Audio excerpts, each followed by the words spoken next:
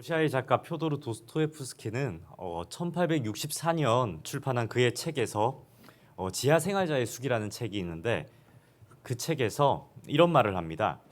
사람들은 자신의 근심을 세는 것만을 좋아한다. 자신의 기쁨은 세지 않는다. 한번 들어보셨습니까? 도스토옙스키가 이런 말을 했다는 겁니다. 사람들은 자신의 근심을 세는 것만을 좋아한다. 자신의 기쁨은 세지 않는다. 역시나 인문학의 대문호다운 그러한 인간의 이해를 담은 표현입니다. 많은 사람들은 이처럼 생각의 갈림길에 섰을 때 희극보다는 비극을 선택하려는 경향들이 있습니다. 우리가 잘 아는 이야기가 하나 있습니다. 우산장수와 소금장수를 둔 어머니 이야기입니다. 다들 알고 계십니까? 예. 다시 한번 들어보십시오.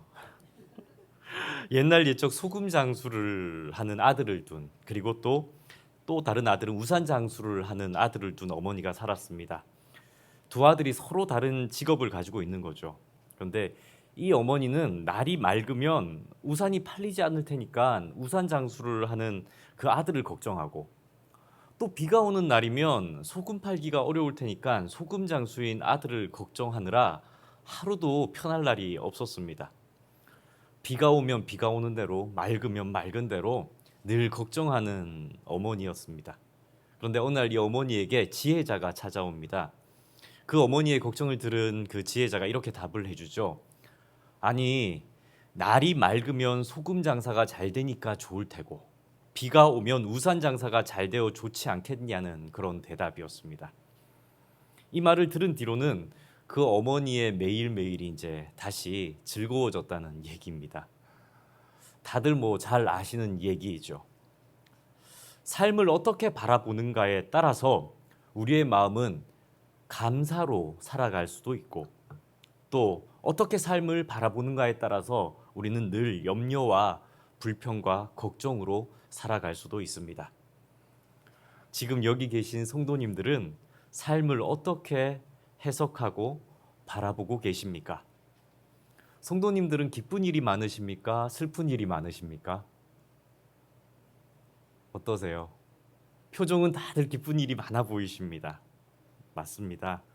그리고 한 가지 좀 오늘 질문을 마음속에 품고 말씀을 나누었으면 좋겠습니다. 어떤 질문이냐면요. 성도님들이 기쁘거나 혹은 불평할 일이 생길 때 좀 슬프다, 이거는 좀 걱정할 일이다, 이런 선택의 갈림길에서 여러분들은 도대체 어떠한 기준으로 인생의 희비를 결정하고 있는지 한번 생각해 보시길 바랍니다. 혹 소유가 늘어나거나 줄어드는 기준으로 기쁘고 슬픈 일을 결정하고 계십니까?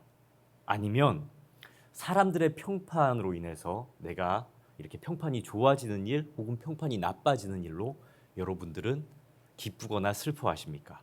아니면 이 일로 인해서 내 삶이 좀 편해지겠다, 아니 불편해지겠다라는 기준으로 여러분들은 슬프고 기쁜 일들을 결정하고 계십니까? 도대체 어떤 일들로 여러분들은 희비를 결정하고 있는지 우리 성도님들 한번 생각해 보시길 바랍니다. 성경에는 참 기구한 운명의 인물들이 나옵니다. 근데 특별히 오늘은 그 여러 사람들 중에서 요셉의 삶에 대해서 한번 나눠보고자 합니다. 요셉은 야곱의 11번째 아들로 태어납니다. 아버지 야곱에게는 2명의 정실 부인과 2명의 첩이 있습니다. 야곱은 특별히 두 번째로 맞은 정실 부인 라헬이라는 여인을 사랑하죠. 하지만 라헬이 임신이 늦어지자 그 앞서 이제 결혼했던 정실 부인과 또 두 첩으로부터 여러 명의 자녀들이 먼저 태어납니다. 그렇게 태어난 자녀들이 요셉의 배다른 형들입니다. 그래서 요셉은 이복 형제들 중에 11번째 아들로 태어납니다. 그리고 그 요셉은 야곱이 그토록 사랑했던 라헬이 낳은 첫 번째 아들입니다. 이걸 알고 한번 얘기를 들어보십시오. 그러니까 그의 형들이 있지 않습니까? 요셉의 형들 루벤부터 시작해서 스불론까지 이르는 10명의 형들이 있는데 이 형들보다도 야곱은 자신이 가장 사랑했던 라헬로부터 태어난 이 아들 요셉을 더 사랑하는 거죠. 그리고 여러 명의 자녀를 두신 분들은 좀 이 마음을 아실 텐데요. 나중에 태어난 아이들, 늦둥이들, 늦게 태어난 아이들일수록 어떻습니까? 같은 자녀인데도 좀 더 귀엽고 예쁘지 않으십니까? 예. 막내를 보는 부모의 마음은 조금 다르죠. 예. 그렇습니다. 같은 자녀인데도요. 예. 왜인지 더 소중한 마음이 드는. 뭐만 해도 이렇게 귀여워 보이는 그런 막내들 아닙니까? 그래서 이러한 야곱의 편애를 성경은 야곱이 이렇게 편애했다고 나오는데요. 요셉에게는 특별히 채색 옷을 입혔다라고 창세기 37장에 보면 나옵니다. 야곱이 요셉에게 이 채색 옷을 입혔다라는 표현은 야곱이 자신의 다음 신앙의 계보를 잇는 인물로 수많은 형제들 중에서 마지도 아니고 또 유다도 아니고 누구를요? 요셉을 선택했다는 것을 의미하는 표현이라고도 합니다. 그러니까 어려서부터 야곱은 편애해서 채색 옷을 입혔는데 이것은 후계자를 상징하는 그러한 의미를 갖고 있다는 얘기입니다. 결국 아버지 야곱의 이러한 편향적인 사랑은 형들로부터 요셉이 시기와 미움을 받게 만드는 원인이 되기도 합니다. 또 요셉은 비록 부모로부터는 사랑을 듬뿍 받았을지 모르지만 나이 차이가 제법 나는 형제들, 그 형제 관계 속에서는 천방지축으로 날뛰는 미운 동생의 모습을 보여주기도 합니다. 도대체 어떤 모습이냐면 다니면서 형들이 뭘 잘못하기만 하면 그의 부모, 아버지에게 특별히 찾아가서 막 일러 바치는 모습을 보여주는 거죠. 그러니 형들이 그 어린 동생 요셉을 좋아할 리가 없습니다. 또 하루는 자신이 꾼 꿈 얘기를 하면서 분노를 일으키는데요. 그 꿈이 어떤 꿈이냐면 형들과 부모로 비유되는 곡식단들, 그 곡식단들이 자기의 단을 향해서 넙죽 절을 하더라, 이런 꿈 얘기를 하는 거죠. 또 해와 달과 별, 그러니까 자신의 가족들, 형들을 상징하는 그 별들이 자신의 별을 향해서 절을 했다라는 얘기들을 하면서 형제들은 분노를 금할 수가 없습니다. 왜냐하면 그 꿈은 이렇게 해석해 보면 훗날 요셉 아래에서 자신들이 다 무릎 꿇고 받들어 섬긴다는 그러한 것으로 해석되기 때문입니다. 형들의 입장에서는 이 요셉 편애받고 또 고자질하고 건방지기 짝이 없는 꿈 얘기를 하는 이 요셉이 좋아 보일 리가 없습니다. 이러한 일들이 점점 뭉쳐져서 이 형들의 시기심은 극에 달합니다. 그러던 어느 날 아버지 야곱이 요셉에게 심부름 하나를 시키는데 세겜 지역 들판에서 양을 치고 있는 형들의 동태를 좀 멀리 떨어진 곳에 가서 살피고 잘 양들을 돌보고 있는지 이렇게 돌아보고 오라는 심부름을 아버지가 시킵니다. 그리고 그렇게 떠난 요셉은 어떻게 될까요? 그의 형들에 의해서 이제 먼 이국 땅의 노예로 팔려나가는 신세가 되어버립니다. 사실 그 세겜 땅, 세겜 지역 그 들판에 요셉이 찾아왔을 때 형들은 요셉을 죽이려고 마음먹었습니다. 그래서 구덩이를 깊게 파고 그를 집어넣었다가 차마 그러지는 못하고 노예 상인들이 지나가자 그 요셉을 다시는 돌아오지 못할 거라고 생각하면서 팔아버리는 거죠. 그리고 아버지 야곱에게는 맹수로부터 이 요셉이 죽었다라고 그 옷에 피를 묻혀서 보여주면서 거짓말까지 합니다. 어떠십니까? 이 가족사 불행하지 않습니까? 이 성경의 이야기지만 이게 동화처럼 듣지 마시고 실제로 이러한 형제 관계가 있고 이러한 비극이 일어난다면 우리들은 어떠할까요? 우리들의 가족사는 어떠합니까? 이러한 요셉의 가족사를 성경이 자세히 알려주는 것을 보면 이 가정에서 일어난 형제 관계가 정말 나빴고 이러한 틈바구니에서 요셉이 어떻게 자라는지를 한번 보여주려는 의도가 있구나라는 걸 알게 됩니다. 사랑하는 성도님들, 우리 성도님들은 가족 관계 속에서 다들 평안하십니까? 다들 형제 관계 우애가 좋으신지요? 만약 성도님들이 요셉의 입장이라면 어떠실까요? 그래, 내가 생각해보니 미운 짓을 했으니까 형들이 이렇게 나를 대해도 나는 할 말이 없어라고 생각하시면서 기꺼이 그 운명을 받아들이시겠습니까? 아니면 혹은 형들의 입장으로 한번 들어가서 죽이고 싶을 만큼 미운 그 얄미운 동생이 있었다는 것, 그래서 그 동생을 팔아버리는 그런 인륜을 저버리는 행동을 한 것에 대해서 마음이 괴로웠으니 그렇게 할 수 있지라는 형들의 마음이 조금은 여러분들은 이해가 되십니까? 야곱의 입장에서는요, 마치 야곱이 그의 형 에스로를 속였던 것처럼 그의 아들들로부터 속임을 당했을 때 그 야곱의 마음은 어떠했을까요? 요셉의 가족은 사랑이 가득한 가족이라기보다는 이처럼 시기심으로 가득 차 있고 또 거짓으로 물들어 있는 모습을 보여줍니다. 자, 이제 이방 땅 미디안의 노예로 팔려간 요셉은 대략 이때 나이가 17세 정도로 추정이 되는데요. 이때부터 노예살이를 시작하게 됩니다. 만약 이제 노예살이를 시작하는 요셉이 성도님들이라면 어떤 것이 가장 힘들겠습니까? 노예로 이제 살아야 한다는 그런 육체적인 고통 때문에 힘드시겠습니까? 아니면 형들로부터 버림받아서 채색 옷도 뺏기고 사랑했던 또 혹은 가족인 형들로부터 버림받았다는, 배신당했다는, 사랑하는 부모님으로부터 떨어졌다는 그 가족의 배신의 고통이 더 크겠습니까? 어느 게 더 크겠습니까? 둘 다 크시겠죠. 노예로서 겪는 육신의 고통은 어쩌면 시간이 지나면 묻어질지도 모르겠습니다. 하지만 버림받았다는 그 마음의 상처는 잠을 이루지 못할 만큼 복수심을 키우거나 혹은 자포자기하고 싶을 만큼 큰 상처가 될지도 모릅니다. 하지만 또 이상합니다. 성경은 요셉이 마음이 힘들고 고통스러웠다라는 장면을 말해주지 않고 오히려 요셉은 성실하게 노예살이를 하였다라고 보여줍니다. 비록 노예가 되긴 했어도 성실하고 정직하게 그의 주인을 대하는 요셉의 모습이 기록되어 있습니다. 그리고 요셉은 얼마 지나지 않아서 얼마나 충성되게 섬겼든지 그의 주인 보디발의 인정을 받아서 노예 중에서 가장 높은 관리자의 직급을 차지하게 됩니다. 이쯤 되면 좋을까요? 그런데 이 요셉에게 또 한 번의 시련이 다가오는데요. 유혹입니다. 그의 주인 보디발의 아내로부터 함께 동침하자는 성적 유혹을 받습니다. 성경에 보면 잘생겼다, 잘생긴 요셉이다 이렇게 표현되어 있기도 한데요. 이 동침하자는 유혹 앞에서 요셉은 넘어가지 않습니다. 그 유혹에 넘어가지 않아요.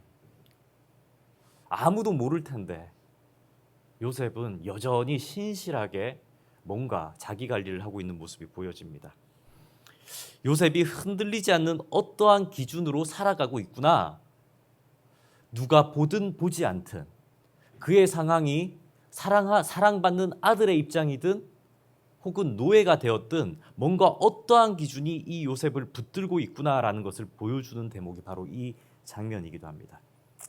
그러면 요셉은 도대체 무엇을 붙들고 있었기에 버림받은 상처를 극복하고 성실할 수 있었고, 그는 무엇을 붙들고 있었기에 아무도 보지 않는 곳에서도 그 보디발의 아내, 아마 아름다웠을 텐데요, 아름다운 여인의 성적인 유혹에 넘어가지 않을 수 있었을까요?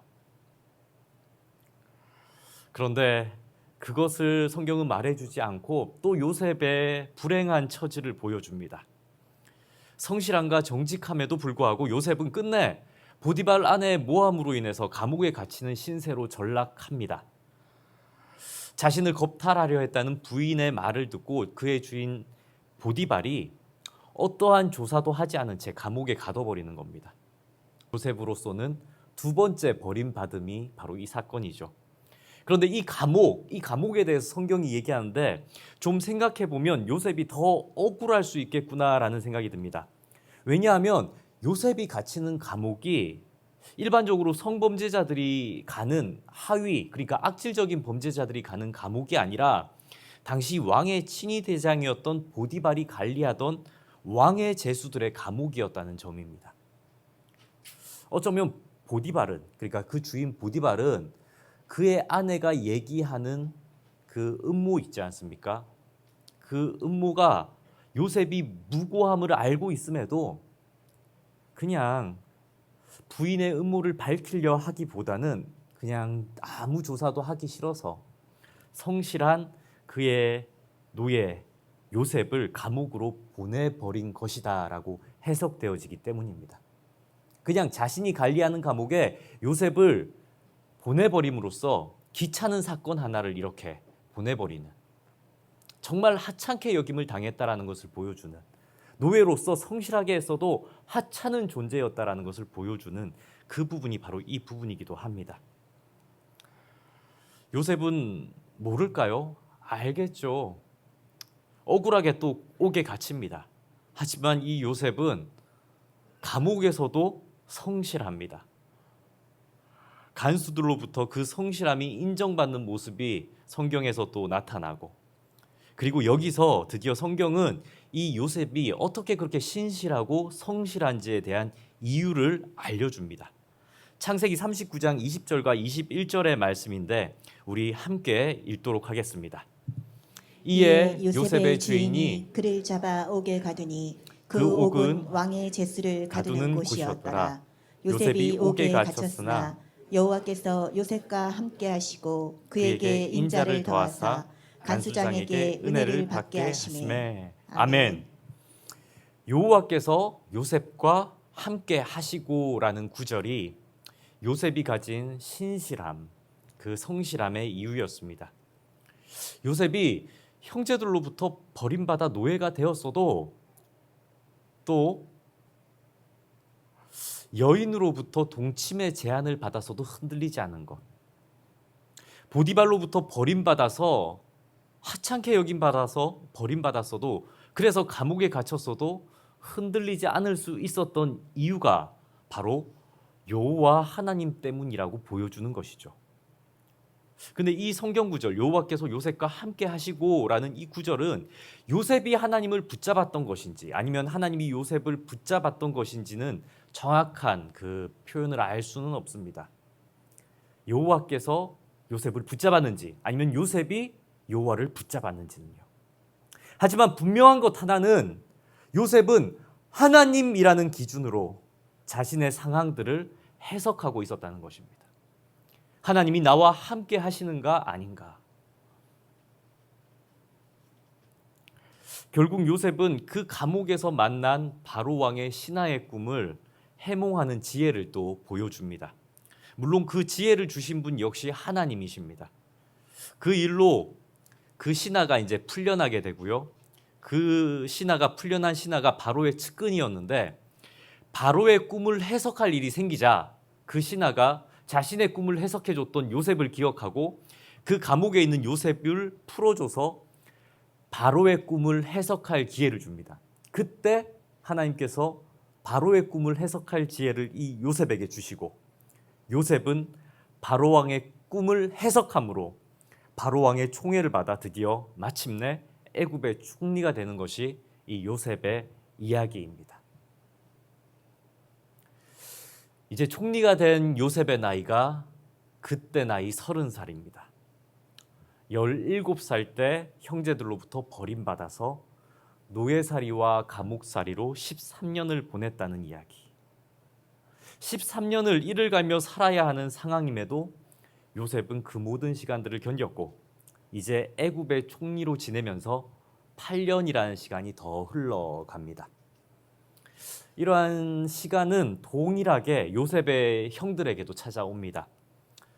요셉의 형들에게는 지독한 흉년의 시간이 찾아오는데 너무 흉년이 거듭되자 이 요셉의 형들은 애굽이라는 나라, 이제 곡식을 빌리기 위해서 요셉을 찾아오게 된 겁니다. 이제 총리로서, 이 애굽 땅의 총리로서 완전히 자리 잡은, 그리고 형들의 생존을 좌지우지할 수 있는 입장에 선 요셉에게 그 형들이 찾아온 거죠. 성도님들이라면 자신을 죽이려고 구덩이를 파고 그리고 노예 상인들에게 그를 팔아버리고 그가 죽었다고 아버지에게 거짓말을 한, 그래서 그를 찾지도 않게 한 그 형들을 바라봤을 때, 만나게 되었을 때 어떻게 대하시겠습니까? 그의 형제들 때문에 시작된 지옥 같았을 13년의 시간을 살아야 했던 요셉은 도대체 어떻게 그 형들에게 분풀이를 할까, 이렇게 보여지는 대목이 여기입니다. 근데 오늘 본문은 형들과 재회한 요셉의 감정을 이렇게 보여줍니다. 38살의 혈기 가득한, 그리고 대제국의 총리로서 무소불위의 권력을 가진 요셉이지만 그 요셉이 형들을 대하는 모습은 창세기 45장 5절에 이렇게 기록되어 있습니다. 우리 다 함께 말씀 읽겠습니다. 당신들이 나를 이곳에 팔았다고 해서 근심하지 마소서, 한탄하지 마소서. 하나님이 생명을 구원하시려고 나를 당신들보다 먼저 보내셨나이다. 아멘. 아멘. 이 구절을 읽으면서 깜짝 놀라게 됩니다. 요셉은 버려진 시간 동안 혼자서 그 슬픔의 시간들, 지옥 같은 시간들을 견디고 있었던 것이 아니구나라는 고백이 있기 때문입니다. 요셉은 이 5절 말씀, 다시 한번 말씀 보여주시겠습니까? 네, 이 5절 말씀에 보면 형들에게 이렇게 얘기하죠. 하나님이, 근심하지 마소서, 하나님이라는 말을 합니다. 하나님이. 당신들이 나를 이곳에 팔았다고 해서 근심하지 마소서, 한탄하지 마소서. 하나님이 생명을 구원하시려고 나를 당신들보다 먼저 보내셨나이다. 요셉은 자신의 힘들었던 삶의 여정, 그 모든 여정을 하나님이라는 단어 한마디로 정의해버립니다. 그러면서 요셉은 죽여도 마땅찮을 그 형들에게 오히려 은혜를 베푸는 비상함을 보여줍니다. 요셉의 지난날이 고통이, 그 지난날의 모든 고통이 상처가 되어서 그를 복수심에 불타는 괴물로 만든 것이 아니라 오히려 은혜 베풀 자로 선 큰 그릇으로 만들어진 모습을 보여주는 거죠. 요셉이 어떻게 이럴 수 있었다고요? 단 한마디, 하나님이 이렇게 만드신 것이라, 하나님이 이것 때문에 나를 이렇게 만드신 것이다 라는 고백에서 다 이해가 되는 것입니다. 애굽의 총리로서 요셉은 그를 버린 형제들에게 보란듯이 죽음을 선사할 수 있었지만 그렇게 하지 않은 이유, 하나님의 섭리 안에서 자신의 모든 여정의 고통들을 바라보고 해석하는 지혜가 생겼던 것입니다. 직접적으로 형들로부터 이러한 고통의 원인이 제공된 것은 맞지만, 그래서 내가 이렇게 힘들고 아픈 시간들을 보낸 것도 맞지만, 그것이 아니라 하나님의 섭리 안에서 이게 이뤄진 나의 삶의 여정이구나, 이렇게 바라보았던 것입니다. 태도가 고도를 결정한다는 말이 있습니다. 삶을 통찰하는 시야가 사람의 크기를 만들어냅니다. 사람이 크다, 저 사람은 아량이 넓다라는 것은 그 사람은 더 큰 그림을 본다라는 것을 의미합니다. 요셉은 지난날의 모든 고통의 시간들을 자신이 괴물로 만들어지는, 복수심에 불타는 그런 속 좁은 사람으로 만들어지는 시간이 아니라 하나님과 동행함으로, 하나님의 섭리로, 하나님의 기준으로 살아가면서 하나님의 섭리 안에서 자신에게 일어난 일들을 해석하는, 큰 그림을 볼 줄 아는 지혜를 가지게 되었던 것입니다. 사랑하는 성도님들, 요셉의 모습을 보면서 어떤 생각이 드십니까? 저는 이러한 요셉의 모습을 보면서 구원받은 성도의 모습은 저래야 되는데, 정말 하나님의 섭리 안에서 살아간다고 고백하는 구분되어진 성도는 저렇게 살아야 할 텐데 라는 마음이 듭니다. 인생의 고통에 발이 묶여서 나에게 고통을 준 사람을 향한 복수만 생각하다가 인생을 비참하게 만드는 그러한 삶이 아니라 영생을 얻었기 때문에 영생을 얻은 자가 할 수 있는 넉넉한 은혜의 시야, 넉넉한 은혜를 베풀 수 있는 이러한 삶의 모습이 요셉에게 있기 때문입니다. 성도님들, 우리들 역시 예수 그리스도를 믿음으로 새로운 생명을 얻은 삶을 살게 되었습니다. 죽었다가 다시 태어났다는 겁니다. 그것을 신학적으로 중생이라고 합니다. 다시 태어난 삶이죠. 이전에는 땅의 것을 생각하던 인생이었는데 그 인생은 죽었고 하나님 안에서 다시 태어나서 이 땅을 초월한 하나님 나라의 시민권을 갖고 저 위의 것, 하나님 나라를 바라보는 그러한 천국 시민이 되었습니다. 천국 시민으로서 성도는 성도에게 일어난 모든 일들은 하나님께서 허락한 일이라는 믿음으로 살아야 할 것입니다. 나에게 일어나는 모든 고통, 오해나 박해, 어려움은 하나도 하나님이 허락하지 않은 일이 없다는 하나님의 섭리 안에서 우리의 인생을 해석하여야 할 것입니다. 지금 이 시간 형제들로부터 가슴 아픈 일을 당하신 분들이 여기 계십니까? 고난도, 가장 가까운 이의 그 배신적인 아픔도 하나님이 허락하신 고난이라면 반드시 선한 일로 바뀔 것입니다. 혹 억울한 일로 큰 손해를 보신 분들이 여기 계십니까? 하나님이 허락하신 손해이고 아픔이라면 하나님께서 반드시 큰 선물로 갚아주실 것입니다. 하나님의 섭리라는 통찰로 지난 삶의 여정을 돌아보시며 모든 일에 감사할 수 있는 지혜를 얻으시기를 예수님의 이름으로 축복합니다. 우리 다 함께 찬양하기를 원합니다. 참 아름다운 가사의 찬양인데요. 이 시간 다 함께 우리의 삶의 여정을 지켜주시는 하나님을 기억하면서 찬양하시겠습니다.